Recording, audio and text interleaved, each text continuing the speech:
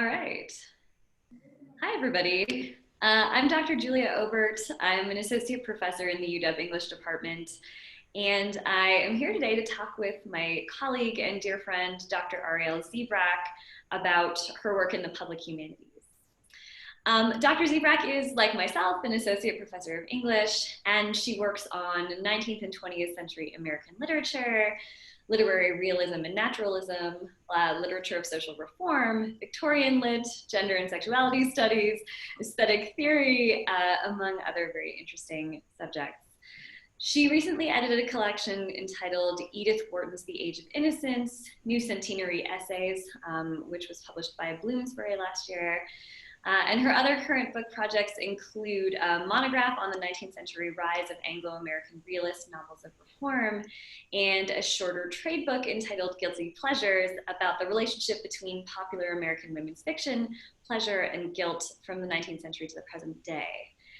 Dr. Zibrak also frequently publishes pieces in more public and popular venues such as the LA Review of Books, the Baffler, and the late lamented The Toast, on subjects ranging from rom-coms to Lizzo to contemporary political discourse. And it is this more non-traditional work that we're here to talk about today. So thanks so much for taking the time to chat with me, Arielle. Thank you for having me. Let's start with just a basic definitional question. What are the public humanities in your view, and why are they important? So, the public humanities are a version of the humanities. So I think the foundational part of that question is like, what are the humanities to us? And I think that the humanities are any field or endeavor which enriches our experience as humans and individuals and considers the more human dimensions of lived experience. And so, English, the department in which we are both housed, is a humanistic discourse, and one that's very close to my heart. Literature is obviously very important to me. And so the public humanities is just how do we bring those kinds of conversations to more general audiences outside of the university institution, the university space, the university campus. And this is a very long-standing project. So in the mid 20th century, the figure, I have a train going by. In the mid 20th century, the figure of the public intellectual, I think, was a much more common one to us.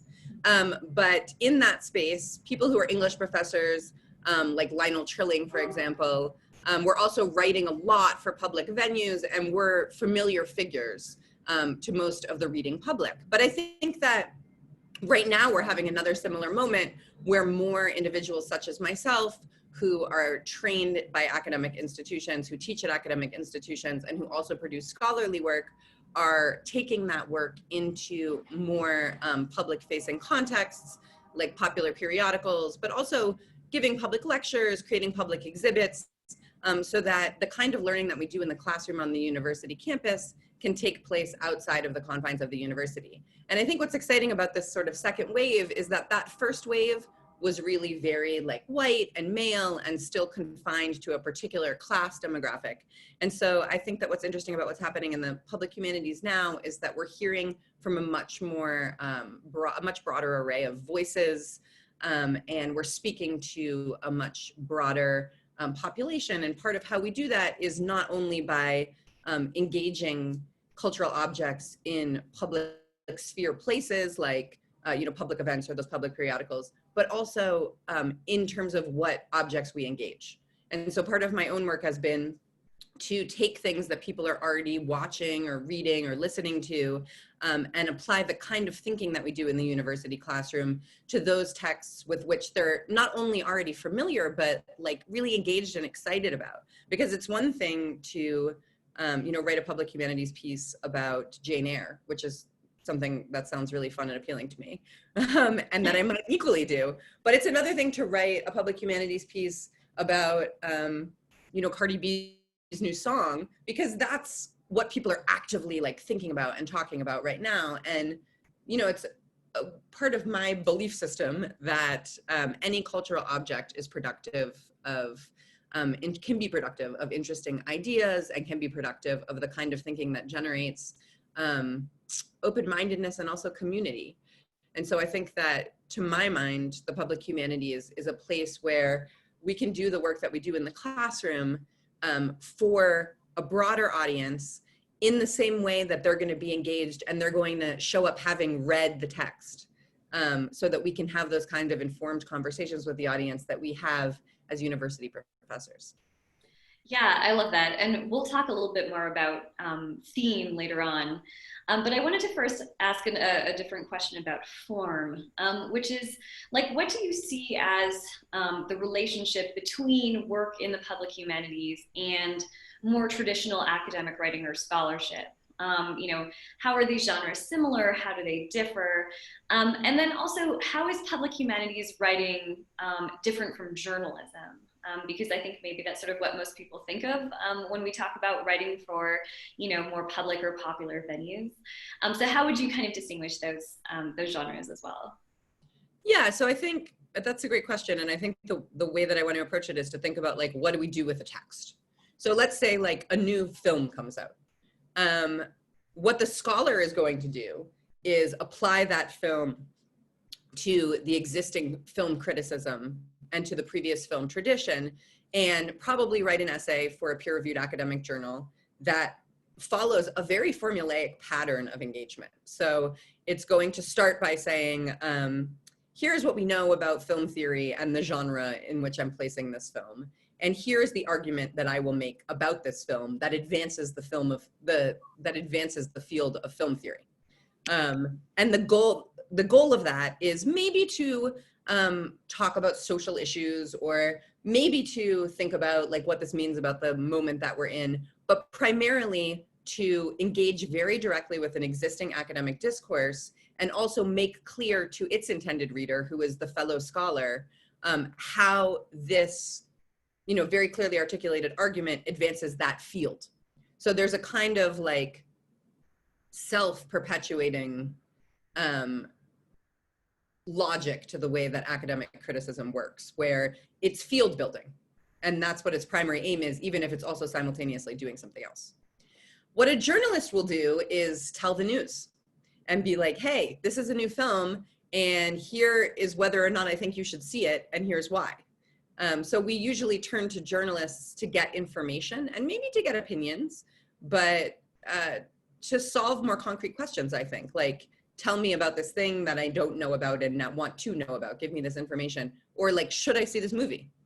And I think that's a big part of the journalist's role in documenting what's happening in culture, is to evaluate, and then, like the academic, actually, to position, like, how does this fit into what we see happening in film right now, or in this particular moment. So in the way that the academic is invested in creating like a long-term narrative about the history of film, the journalist is like creating a short-term narrative about like the history of now.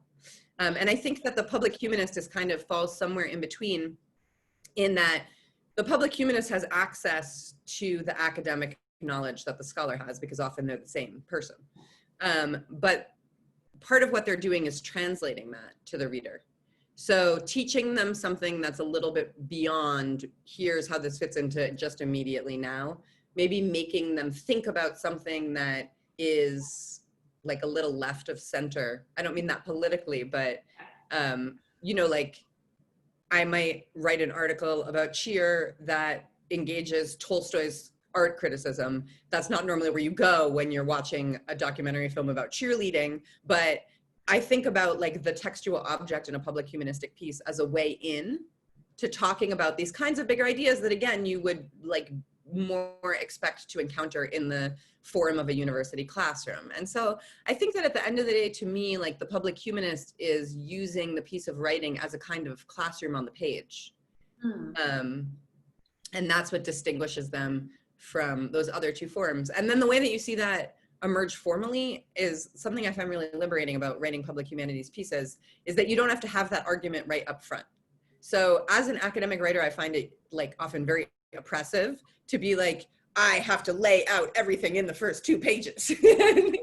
Whereas when you write a public humanities piece, just as when you teach, I think that what's really instructive and productive for the reader is to model that process of cognition and to model that process of discovery. So oftentimes my public humanities pieces start in one place and end in like a different, totally radical other place. And I'm taking the reader along with me on the ride, which is like a very irresponsible way to write an academic article, but a very fun way to write a thing at all. So like, that's what I think is happening differently formally. And also that's part of the reason why I like doing this work, is that it gives me a little bit of a different set of, I wouldn't even say freedom, it's just a different set of formal requirements. Because actually in a public humanities piece, I think it's not a freedom, because it's like, you don't want to do the academic thing. So I feel like it would not be fun to read if you did the academic thing, where you're like, here are, in this public humanities piece, I will argue that, and we know everything about where it's going. Like, that's actually a no-no. So it's not a freedom, it's just like a different formal mode. And I think it's cool to be able to have different ways of expressing yourself and your ideas. Yeah, I love that. And I mean, I suppose it would be useful, and this sort of leads me into my third question, for students who are interested in potentially writing for public facing venues. I suppose it helps to read a lot of material in this genre, so you know what that set of constraints looks like, right? So you know what your kind of generic norms are. And so, on that note, I guess I would ask, like, what advice would you give students who are interested in doing this kind of writing? And some really pragmatic stuff, maybe like how can they decide where to submit their work? And then, how do you approach the task of writing for a broader audience? Because I think it's much harder to conceptualize your audience sometimes when you're doing this kind of work, because as you said, if you're publishing in an academic journal, you know precisely who, essentially the readers of that journal are, right? They're people you go to conferences with, they're people you're already engaged in discussion with. And similarly, students are used to writing for a very specific audience, right? Which is to say, like, their professors and their classmates. So, how might students think about, considerations of audience if they're writing for, public humanities kinds of venues? Yeah, I think, again, it's a different audience, but it is still a coherent audience nonetheless. So when you're looking for where you want to publish your piece, you should definitely be reading whatever moves you and interests you. And when you read that piece, whether it's, in the Owl, or it's in public books, or it's on Slate, or it's on BuzzFeed, and you're like, this is exactly the kind of thing that I want to write, that's a really instructive and productive observation. And so I think that everyone should have in their pocket 5 to 10 pieces that they're like, this is how I want to write. Mm-hmm. And I'm not saying like copy that style exactly, but I'm saying notice the moves that they make and notice where that person is publishing, follow that person's career. Mm-hmm. And each publication has a slightly different audience, and it also has a slightly different voice. So it's true in academic writing that, I always advise my graduate students who are trying to place an article in a publication to think about what articles in that publication look like. So I think it's ill-advised to just write something and then send it out to a bunch of journals and, one after another until somebody says yes. Write for a specific journal. Even if that journal says no, the piece will be better for having thought about that specific journal, because it gives you a set of parameters, like what do the readers of this journal know? What are the pieces, what moves do these pieces typically make? What is the style that is, most prevalent in this journal? And that's even more so true in public humanities venues. So, like, for example, the New Yorker, it has this convention where almost all of their pieces follow chronological time. So even when somebody writes a personal essay for the New Yorker, it doesn't jump back and forth between the present and history. It doesn't,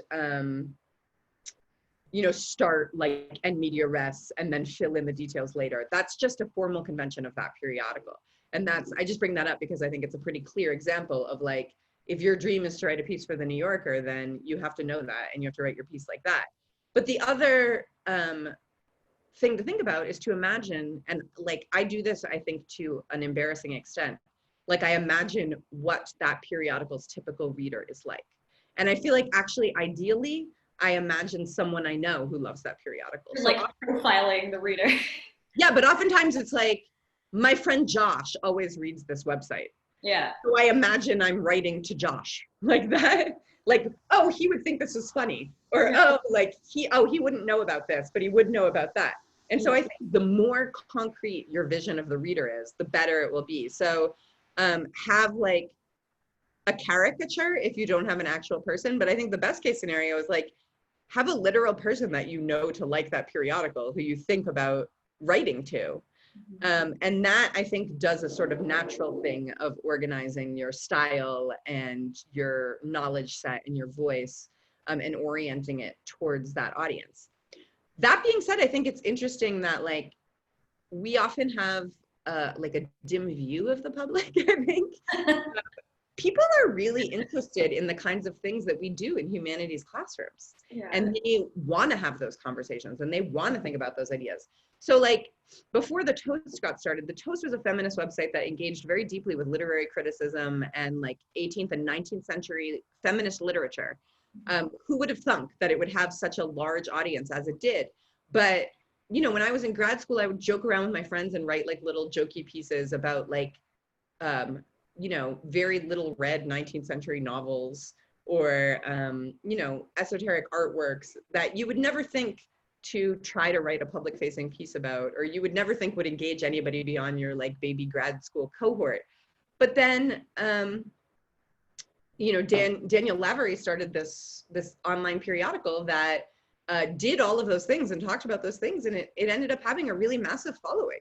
Yeah. So I think that as much as like I want to encourage people who are starting out in the public humanities to engage existing audiences and think really hard about the kinds of audiences that already have a following through various periodicals, I also think that there's a lot of really important work to be done in identifying new audiences and engaging with groups of people that are like what you do with your friends or the things that you're interested in talking about with your people. Like there are more people like you out there.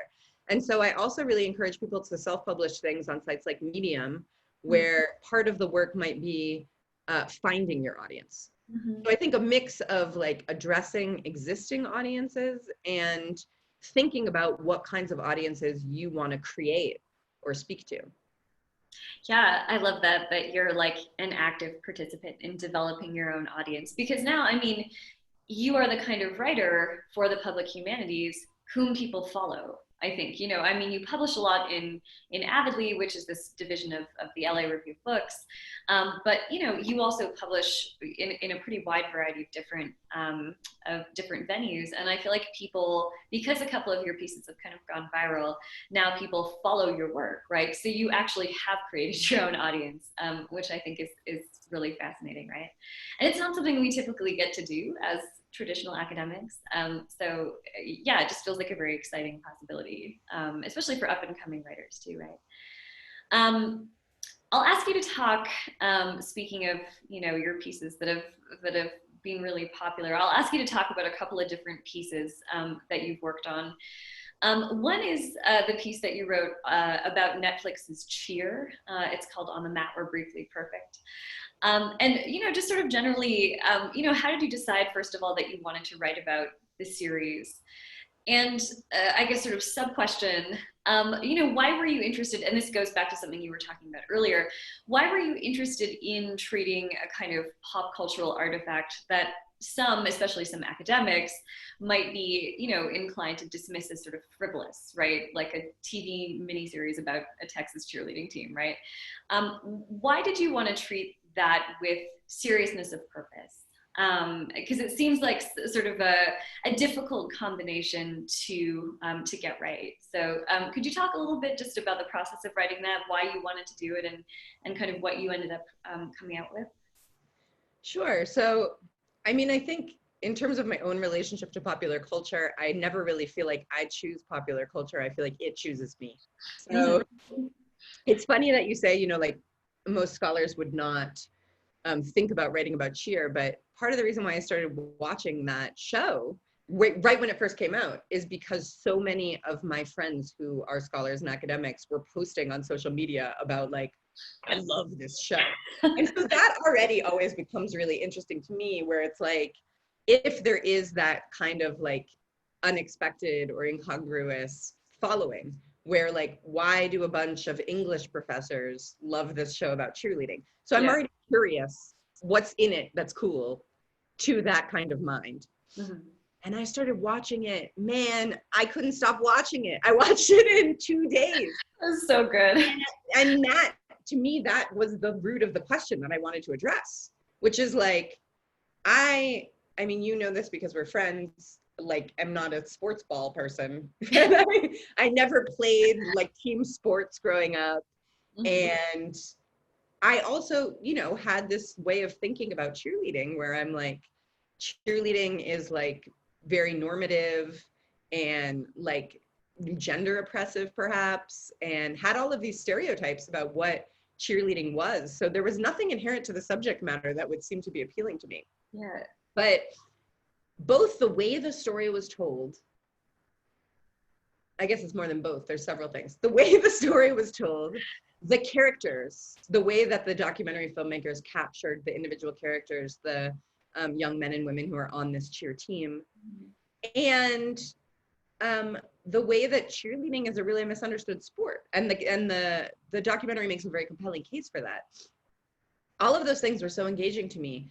And it became interesting to me to think about how this documentary was tapping into like a set of ideas and emotions that I had already had and experienced in this really unexpected context. And that became like a site of communion for me and the piece. I mean, the piece like Cheer, the Netflix work of art.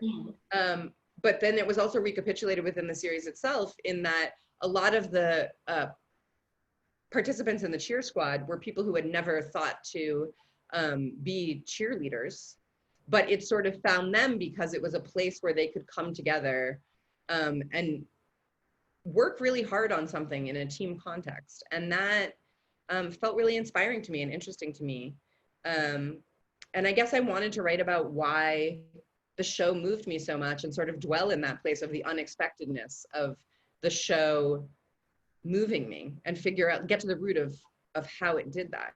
And it's interesting because what I wrote was really different from a lot of the other things that were being written about that show. So most of the things that were being written about that show were coming from that journalistic place. And people were engaging on this question of like, is the coach abusive or not? Or like, they were taking it very literally, which that's a good thing to do in a journalistic context, and thinking about like, let's talk about cheerleading as a sport. And like, is this sport detrimental to its participants? Or is this sport like the best thing since sliced bread and it should be getting more attention? Like people were really talking about like cheerleading as a sport in a literal way. Whereas I was thinking more about the way that the documentary is constructed, simply because that's my expertise. You know, I'm trained in doing formal literary analysis, and I can apply that to any cultural object. But what's interesting is that not only the documentary filmmaker reached out to me and said, like, yours was the only piece that I felt like really spoke to what I was trying to do, but so did the athletes. And the athletes and the coaches reached out to me and were like, I didn't even know that. I feel that what we do is an art. And you wrote a work of art criticism about what we do. And that's what felt that it captured what it is, what our pursuit is. And I think that like, to me, that felt great, because that's really the goal of what I'm trying to do, is create a bigger classroom. I mean, like the reason why I do my job and what I live for is those moments in the classroom where not only is the student like, I get this text now, but they also feel seen. Yeah. Like through the engagement with the text, they feel that our conversation has tapped into something that they have previously thought about or felt, but haven't been able to give voice to. And so that, like, a cheer athlete in Texas reads something that I write and is like, you've helped me to conceptualize something that I'm already engaged in doing. I feel like that person was briefly like in my classroom. And to like, that's like, okay, I did a thing. Like I don't know that this is like the best piece of writing that ever was, but it's like, it did the thing that I wanted it to do, which is to get people thinking about a set of ideas that feel urgent and important to me, and in such a way that makes them feel seen and makes them feel part of, you know, what doesn't need to be like an esoteric or rarefied or pretentious discourse. Like formal analysis, art criticism, literary theory, like these are discourses that we think of as being like for the classroom only, or even for the pages of a scholarly journal only, but they're really powerful tools if you put them in the hands of people who are actually doing things in the physical world. And so I just want to make those tools more broadly accessible. Yeah, no, I mean, that's so interesting. I had no idea that the athletes themselves had reached out to you. And I mean, it's just such a signifier of, you know, your writing doing work in the world. And it's also the cool thing about engaging with contemporary materials, right? Because like, you know, Edith Wharton's never going to be able to show up in your classroom and say like, you That know, would be I'm yeah, I mean, apart from, you know, by way of seance or something, right? But you know, it's pretty incredible to be able to unite makers and readers and people who are thinking about things in that same moment, right? That's the really powerful thing about writing about something that's so present and that's so current. So yeah, I mean, what a cool opportunity. I also wanted to ask you about your essay about Lizzo's song "Truth Hurts," which was entitled "Dancing at Lizzo's Wedding," and that piece also appeared in Avidly, which, as I said, is a sort of division of the LA Review of Books that came out in late 2019, right? And I'm just wondering if you could kind of tell folks, you know, my students will have read the essay, but, you know, other folks who listen to this interview may not have done. So if you could just tell folks a little bit about that piece, which is in many ways quite a personal piece for you. And I'm wondering if you could say something about sort of what it was like to infuse maybe quite intimate autobiographical details into your work and to kind of then merge that slightly, I don't know if confessional tone is the right turn of phrase, but to merge that intimacy with a serious argument, right? And then maybe this is also kind of the time for me to, you know, ask you about the question, you know, how do you find your voice as a public humanist, right? Because I think this is an essay that is very much driven by the particularities of your voice, right? So big question, I know, but yeah, please talk about the Lizzo piece. Go. Yeah, so I mean, I guess I'll start by saying that another formal distinction between, I think, public humanities work and journalism or academic criticism is that you have to kind of get the reader to come along with you in a way that requires engagement and trust that those other forms don't as much require. Because again, in the academic forum, you're like, I'm going to explain to you how this fits into a scholarly discourse you're already a part of. And in the journalistic forum, you're like, I'm going to give you information that's necessary to you or feels vital to you. But in the public humanities forum, it's like, we're going to go on this strange journey together. And I feel like you have to overcome the reader's natural tendency to be like, why should I come with you? Right. And I teach a class, as you know, in our graduate program about writing in the public humanities. And one of the first things that we talk about in the unit where we work on developing our voice is, what do you bring to the table? Or what is it about you that's going to make the reader want to come with you? So one way to very easily do that is to make yourself a character in your own work. Another way to do that is to make your expertise a kind of character in your work. So I would say, like in the Cheer essay, which is not an autobiographical essay or a personal essay for me at all, I made my expertise as like a literary formalist, a character in the work, where it's like, oh, here's the literary formalist voice coming back in. And I think that I was able to do that in that piece precisely because of what you identified, where like it felt a little bit unexpected and interesting to be like, why are we talking about literary formalism in this like cheerleading documentary essay? but in the Lizzo piece, I thought that like, likewise, it was kind of interesting and unexpected and strange to connect an experience that I had had, a very personal experience that I had had, which is that I became really sick and I almost died, to this popular song that's like pretty lighthearted. And the video, I was actually specifically talking about the video, which is, you know, a wedding video. Like the plot of the music video is, it's Lizzo's wedding. She's marrying herself. So, you know, I start that essay by being like, I recently almost died, and I'll get back to that later, but I've been watching this Truth Hurts video quite a bit. And I think that like the come with me move there is like, what on earth could this like writer, English professor lady is almost deaf have to do with the Lizzo's music video for Truth Hurts? And so my hope was that the reader would want to come with me on that journey to figure out how those things were related. But part of because that essay was about an experience that I personally had, part of it was also making myself a character in the work and giving enough of a richness of my own background and just a few like, you know, well-placed details about myself that make the reader curious about me. Because now it's like, the question is, why her, why Lizzo? And so because the question is why her, I need to like raise some curiosity and interest in me and my own experience.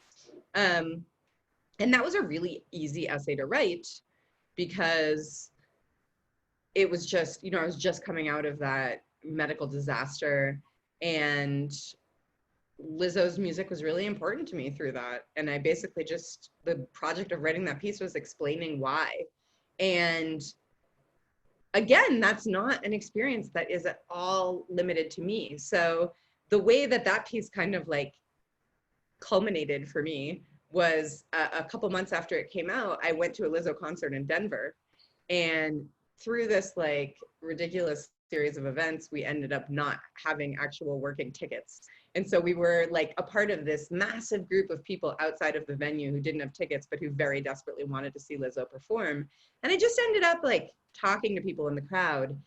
And they, like, there was this young man who's like, I drove 6 hours to get here just on the hopes that I would be able to get in because Lizzo's music just came at such an important time for me. And I like, she like spoke to me. And I'm like, why? You know, what is it about it that you think she spoke to you? And he was like, she said about herself what I realized I needed to feel about myself. And I think that ultimately that was the same message that I got. I might have like explained it in a more Baroque and complicated way. But I think that like a lot of times it can feel really indulgent to me to write a personal essay. And I still have to overcome that feeling of who cares about my experience and like, why should that be put to the page? Who am I to do that? But what kind of helps me in those moments is to remember that my experience is never just my experience. Like if you're having an experience, there's somebody out there who's having that same experience and who would really benefit from hearing about how you thought through it, especially if you're someone like myself who is like very prone to thinking through things. And I think that like one thing that I can maybe contribute is to like translate that long and arduous process of coming to terms with how I'm feeling for other people so that they can like benefit from that thinking that I've had to do. And that does seem to be the case again with the Lizzo piece. Like people who reached out to me about that said a similar thing to what that young man said to me about Lizzo in front of the, we're like, this was something I needed to read right now. This was something that I needed to hear right now. And so even though it was like this bizarre pairing of like, I almost died in this strange way, and this one Lizzo video that had come out like a few years before, there was something about the way that those two things came together that felt important to me. And you have to trust that feeling. Like the fact that it felt important to me made me suspect that maybe it was something that would feel important to other people. And then it becomes not this, I hope, like self-indulgent exercise in being like, boo-hoo, a thing happened in my life. But instead becomes like, here's what I learned from it, and this is a lesson that might be valuable to other people as well.